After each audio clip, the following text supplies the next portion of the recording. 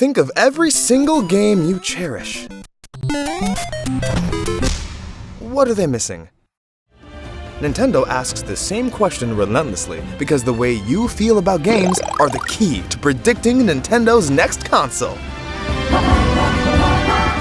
Throughout Nintendo's entire life, they've only made consoles as a response to what games needed, what gamers needed, what people felt was missing in the gaming landscape. You've heard the leaks and rumors about the Switch 2, but we researched every single console Nintendo has ever created and found out what was missing in the gaming landscapes of the past and how Nintendo aimed to challenge them. We will predict more than just the Switch 2's features. We will predict how Nintendo plans to fill the void of what's missing in the gaming landscape today with the Switch 2. And to do that, we need to start from the beginning. From what we call the Retro Saga. Yeah!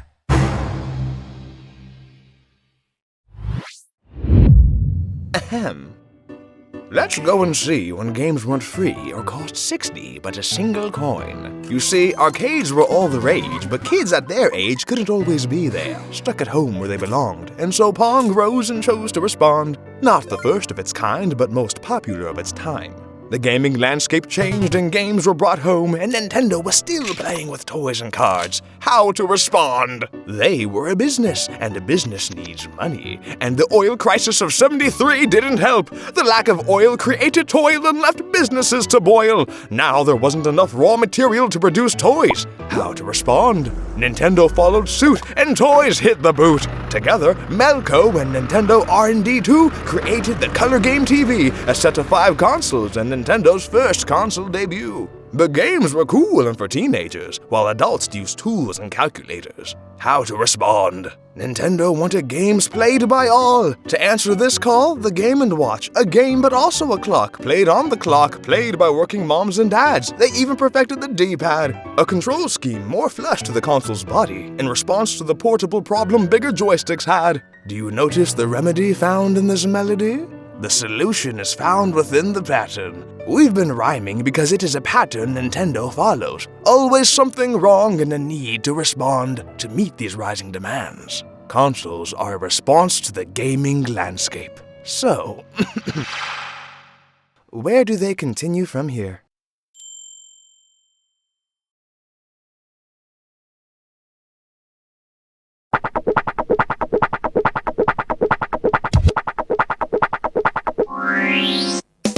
Businesses all around witnessed the profitable potential video games had. The Game & Watch and Color Game TV were massive successes to be sure, but they could only play a single game. To stand out in this new market, businesses entered into an age of technological advancement. And so the Fairchild Channel F video entertainment system, along with the Microvision, became the first home console and handheld respectively to introduce interchangeable cartridges, so that multiple games could be played on a single console.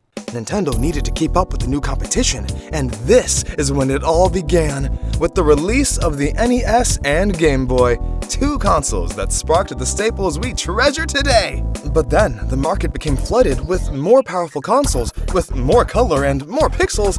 Nintendo had to respond, and the NES, originally the Famicom, released only in Japan, became the Super NES. The Game Boy became the Game Boy Light, the Color, and the Advance, and even the Game Boy Pocket and Pokemon Mini made their debuts for those who couldn't afford higher-priced systems. Then, PlayStation raised the bar even higher with the immense power of the first PlayStation, and so Nintendo challenged this new advancement in tech with the one and only N64. But Nintendo felt that something else was missing in the gaming landscape. You see, despite the success of these consoles, interest in games on a wide scale was declining during this time. Nintendo felt it was because the gaming industry was becoming too selective and only focused on superior graphics with software too set on a core gamer mindset. So, the legend himself, Satoru Iwata, expressed this wouldn't turn a profit if they didn't appeal to the average game enjoyer. Not just for consumers, but for the software developers too. Nintendo regretted the N64 because, despite its power, it didn't sell well in Japan, and their unique cartridges turned away many third-party developers for its complex nature. Nintendo believed, like everyone else, that to make more advanced games, the consoles needed higher power. But Nintendo admittedly jumped onto this power trend a little too quickly. trying to capitalize on the current time's boom in gaming hardware. We even saw this rushed mindset a year prior to the N64, with their take on VR, the Virtual Boy, which became a commercial failure and released in an unfinished state. And with the declining interest in gaming, heightened competition with Sony, and rapid hardware advancements, Nintendo realized that their software developers couldn't keep up. So, Nintendo responded, and, thanks to Iwata, decided that the most effective way to compete in the gaming market was to foster a greater sense of focus on both the software and the average gamer. He even pushed for more collaboration within the company, creating a user expansion project in which employees who weren't even involved in the development of games at all could put forward their own ideas for new games. And thus, Nintendo's philosophy that we all know and love today was born, marking the end of the retro saga, a saga that can be defined as when Nintendo became interested in gaming, and gaming for everyone. On to the classic saga.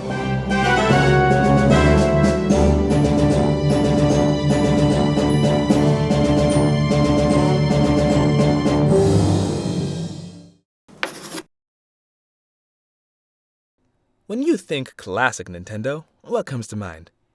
Because there's only one answer.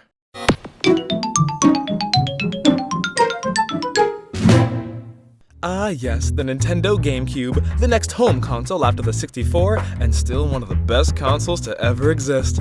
Like, seriously, the amount of bangers released on this thing is flabbergasting. I mean, we got Double Dash, Super Smash, Sunshine, Air Ride, Wind Waker, Toadstool Tour, Mario Striker, 1000 Year Door.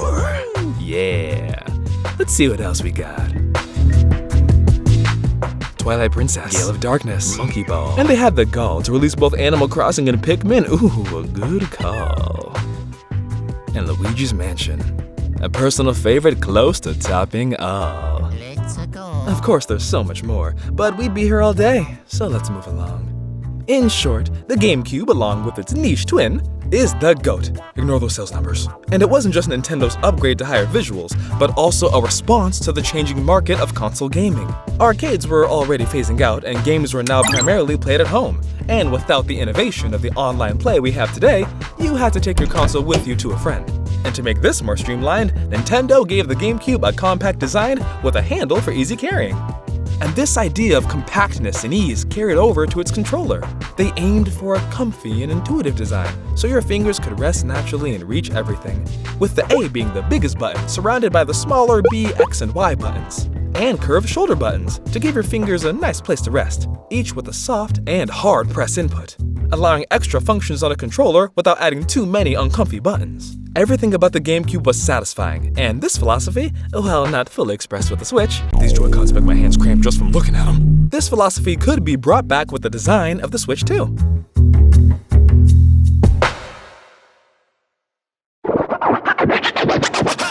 Now, Nintendo's next attempt at a true portable console was the Game Boy Advance SP, a slightly upgraded revision of the Game Boys that came before, this time introducing the first ever flippable hinge design on a console.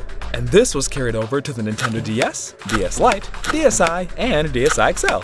Along with the Game Boy Micro, Nintendo wanted to recapture the magic of the Game Boy. So in that time, they looked at the most popular portable device in the pockets of many. Flip phones. These bad boys could fold and slip into your pocket so seamlessly. And now Nintendo made a console that can equal that smooth and convenient feeling. They even added a touchscreen for more interactivity, which wasn't popularized until the first iPhone released years later. And it came with a stylus, which made the controls feel more familiar to non-gamers, as everyone knows how to hold a pen. Portability, efficiency, and familiarity was the name of the game for Nintendo, and they absolutely nailed it. We still miss those days of playing Super Mario 64 DS minigames on the bus with friends. Aww. Yeah, I was a god at the Wanted minigame. I was so good, nothing escaped my sight. The Nintendo GameCube and DS defined a lot of our childhood, but there's one last console in the classic saga of Nintendo that did the impossible. Because this console, this legendary product, gave us the best character creator in all of gaming. We're talking about me!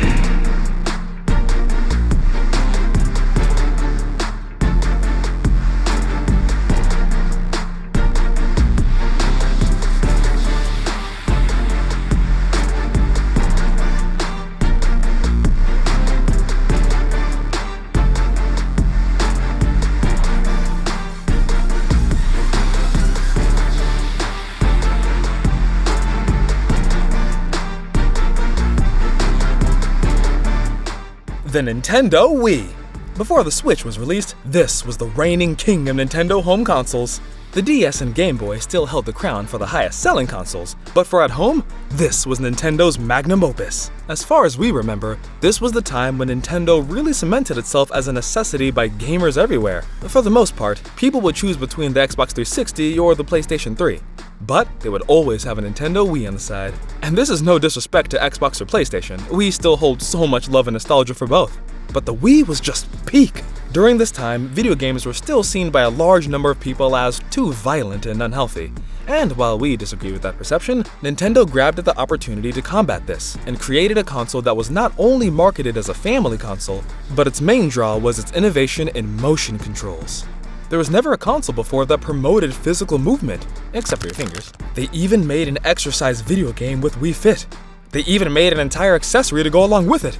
They even gave you a fitness instructor. They even put that fitness instructor in Smash. And it wasn't just movement, but they brought back that familiarity philosophy they had with the DS. The Wii was marketed as a family console. They wanted the entire family to use it, not just gamers. So they designed the entire thing off of something that everyone was familiar with, a TV remote. And just like a remote, you would point and click on the channel you want to enjoy. And this aim for a wide and physically active audience gave Nintendo reason to create a whole line of accessories to go along with the console, like the nunchuck, the zapper, the steering wheel, and the Wii Fit board. These were all so goofy and fun, and they kind of felt like toys, which was very on brand given Nintendo's history. And that just about sums up the classic saga of Nintendo. Yeah, we really missed this time. Life was so much more simpler back then. We were just doing homework and playing games all night, staying up super late and being terrified of Uncle Grimly and Luigi's Mansion, and getting lost and exploring the city trail of Kirby Air Ride, looking up how to make a Batman me. But yeah, you get the point. We still have our old Wii and some dusty GameCube controllers in our closet that don't work. No. The controllers, not the Wii. That works fine. Yeah, the Wii works great. We used the Wii recently, actually. Well, by recently I mean a few years ago, to get a full gold portrait on Luigi's Mansion. Like we did. Yeah, we got a gold S-rank Foley. It was awesome. If you ever want to try that, just know that Wesley is the run killer. He is. Oh yeah, but the actual GameCube itself, that broke a long time ago. But hey, what can you do? And we used to take our DSs everywhere, to the point where we'd bring it to school and talk with friends over PictoChat. Do y'all remember PictoChat? We didn't have phones, okay? Yeah, we did not at the time. That was... Man, PictoChat, what a good time. But reminiscing aside, let's move on to a more recent period of Nintendo. An era we call the Modern Saga.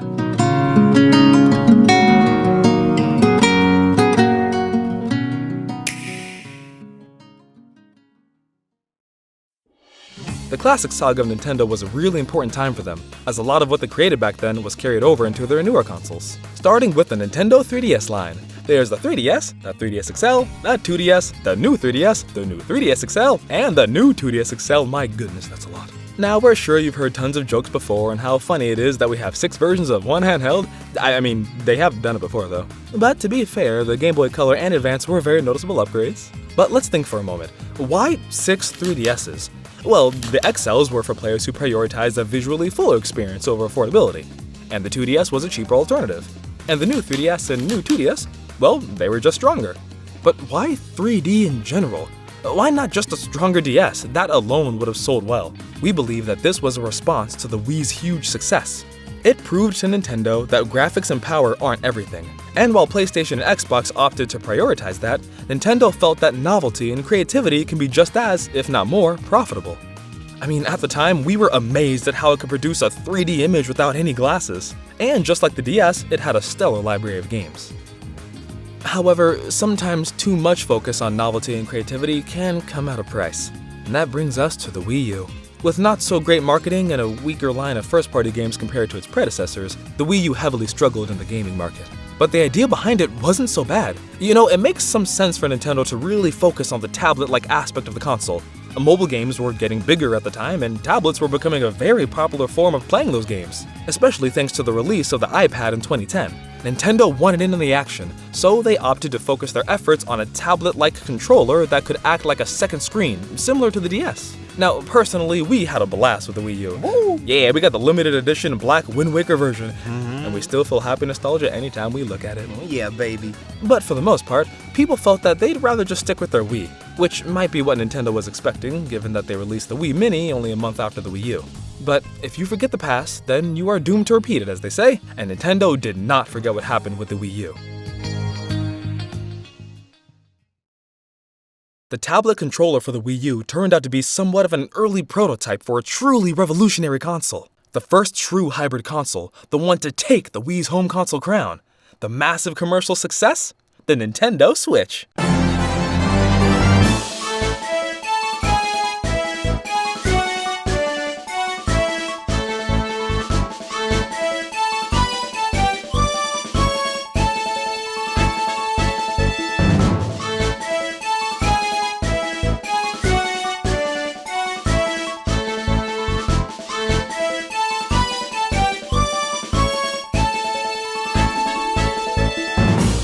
Here we are. We've reached the current focus of Nintendo. There isn't really much to say here. Whether it be the Lite or the OLED model, the Switch's success is undeniable. It even outsold the Game Boy. Half handheld, half home console, all fun. Overall, the Switch was a monumental breath of fresh air in the gaming landscape. The seamless and smooth switch from home console to handheld and vice versa has cemented itself as one of the greatest consoles ever made, especially in the gaming landscape nowadays, with mobile games becoming bigger than ever and phones becoming stronger than ever. No, the Switch can't fit in your pocket, but it was able to scratch both itches of wanting an at-home gaming experience while also being able to game on the go.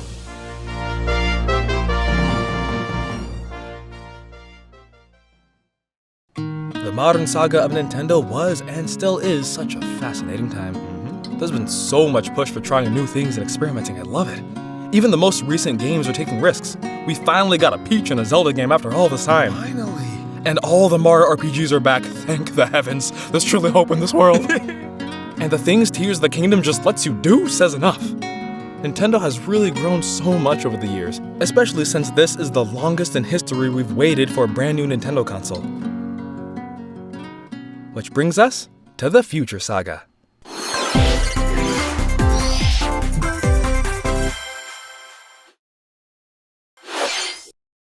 We've reached the near end of the Nintendo Switch's life cycle.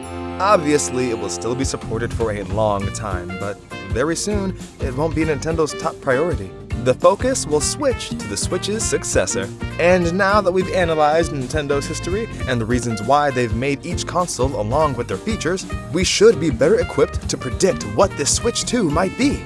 But first, let's quickly sum up what the Switch has carried over from previous generations. It carries the tradition of handheld gaming popularized by the Game Boy. It aligns with the portable home console philosophy that the GameCube had. It uses the slim compact cartridge design from the DS games, with the motion control that the Wii revolutionized, and it even has a tablet-like design like that of the Wii U. So, what else can really be done with the Switch 2? An easy answer is that it'll just be the Switch again, but stronger and bigger. And that's not a bad thing. In fact, that would be amazing. But is there anything they could add to make it even better? Well, we have a couple of fun ideas. Nowadays, PlayStation and Xbox have already pushed console graphics as far as it can pretty much go. But the caveat is that things can become just a tad bit too expensive. In fact, everything is expensive nowadays, with one of the biggest expenses plaguing the gaming landscape being controller prices.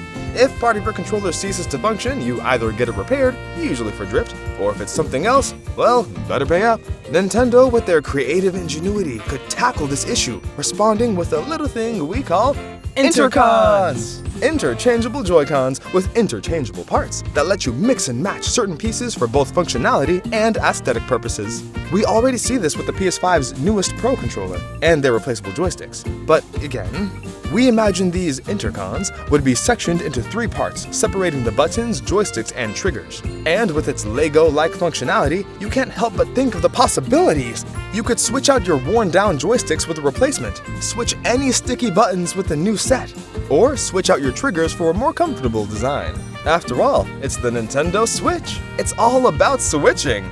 Imagine a set of GameCube-inspired parts that you could click together, different sized buttons and joysticks for different sized hands, multiple colors you could mix and match together for fun. Oh, the aesthetic, functionality, and accessibility options would be endless. And we can bring this whole Switch emphasis even further. No matter how hardcore or casual the gamer, we all get a sense of warm nostalgia whenever we hear that Wii menu theme. And with the closing of the Wii U and 3DS eShops a little while ago, the gaming landscape is missing that ability to go back and experience that warmth.